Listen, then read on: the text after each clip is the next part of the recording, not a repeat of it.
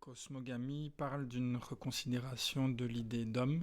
Est-ce que tu pourrais un petit peu nous expliciter cela? C'est le, c'est ce qui fait que la hiérocosmogamie est. C'est la seule chose qui est importante, la raison d'être de l'homme. Pourquoi je suis là? Où je vais après? Est-ce que je suis venu de quelque part? Quelle est la raison euh, d'être de ma vie?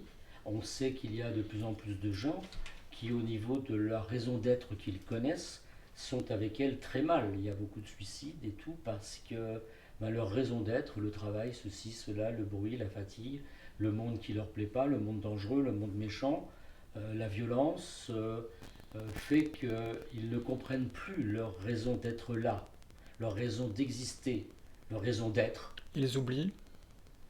Euh, oui, puisque l'être-té euh, est la seule présence réelle, en définitive. Elle est donc oubliée, elle est la seule raison réelle. Elle met au monde un monde dans lequel il va falloir passer par la diversité euh, pour atteindre à l'unité. Naître dans l'unité, c'est être dans l'inconnaissance de l'unité. Donc pour être l'unité et donc être être-té, c'est-à-dire ne plus être un être séparé des autres, être l'être de tous les êtres, en définitive, il va bien falloir se frotter à ce qu'on appelle la dualité, la réciprocité, les contraires, les contrastes, tout ça, et voir tout ça, comme on l'a toujours dit dans les rencontres, les yeux dans les yeux, avec force et courage et ne rien laisser de côté et ne pas faire semblant de vouloir contourner la montagne. Le texte dit bien, pour ceux qui ont un peu de sympathie pour les écritures évangéliques, tu diras à la montagne éloigne-toi, elle s'éloignera. La montagne est symbole du mental, du minéral granuleux du mental.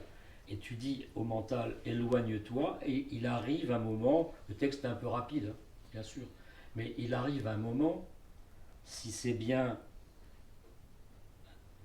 je dirais ordinairement un centre d'intérêt, le centre d'intérêt, une espèce d'ordre de priorité, euh, que la montagne s'éloigne quand tu lui demandes.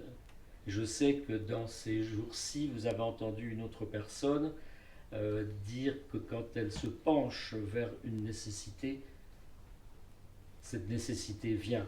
Or, je vous rappelle que Stephen Hawking a fait la même découverte il y a une vingtaine d'années. C'était dans un de ses livres, c'est Odile Jacob, mais je n'ai plus le titre en tête, où lui se rend compte que quand un flux avance à une certaine vitesse,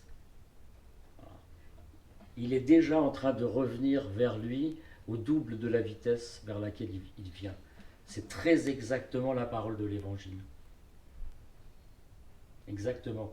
Donc il faut se pencher vers tout ce qu'on a dit avant, donc je me souviens déjà plus, euh, parce que ça vient. Se pencher vers l'obscurité qu'on se reconnaît être, la diversité et la division que l'on se reconnaît être, parce que à la même vitesse vient en face la réciprocité, c'est-à-dire l'unicité de tous les mots qui ont été prononcés. C'est-à-dire que dans le jeu des synonymes, on peut mettre en place un jeu d'antonymes. Je reconnais mon obscur, et c'est la lucidité, non pas la lumière, la lucidité qui vient vers moi. Donc l'antonyme du mot obscur vient vers moi. Et c'est très rapide pour celui qui entre dedans, mais de façon sérieuse, parce que ça demande quand même une grande présence de soi, et ça demande que la chose, ce travail-là, à un moment donné, soit prioritaire sur un tas de choses. Mais je ne dis pas prioritaire par rapport au travail qui permet d'avoir une économie de famille, pas prioritaire par rapport à la famille et aux enfants, pas prioritaire par rapport à un état de santé, mais prioritaire par rapport à la diversité qu'on peut s'octroyer de ceci, de cela, parce que ce sont des plaisirs qu'on aime. À un moment donné, il faut que la reconnaissance intérieure soit prioritaire par rapport à des extériorités qui sont non vitales. Comme je l'ai toujours dit depuis tout ce temps, on ne met jamais en balance son travail, jamais en balance sa famille, jamais, jamais. Pourquoi?